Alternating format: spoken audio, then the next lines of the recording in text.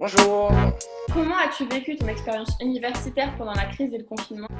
On va dire que ça a été une expérience plutôt difficile. Du coup, j'ai fait mon confinement dans mon appart. C'est un 19 mètres carrés, donc c'était pas, on va dire, les meilleures conditions, je pense. Et pour ce qui est des cours, on a été quand même beaucoup sollicité par la fac, toutes les semaines, plusieurs fois par semaine, pour rendre des devoirs, que ce soit dans toutes les matières. Et aussi pour suivre les cours en visio.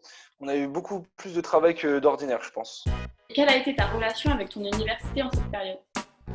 L'université, la relation était même très bonne. Ils nous envoyaient des mails à peu près toutes les semaines pour savoir si ça allait, pour répondre aussi aux besoins matériels et psychologiques de chacun.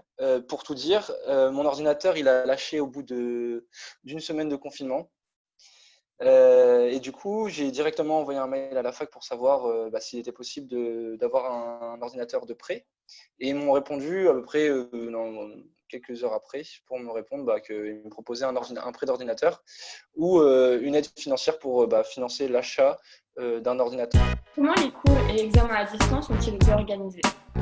Alors pour ce qui est des cours, on a utilisé la plateforme eCampus et plus particulièrement Collaborate et toujours la plateforme Dokeos, une plateforme qu'on a l'habitude d'utiliser depuis que je suis en L1 en STAPS à l'université d'Orsay.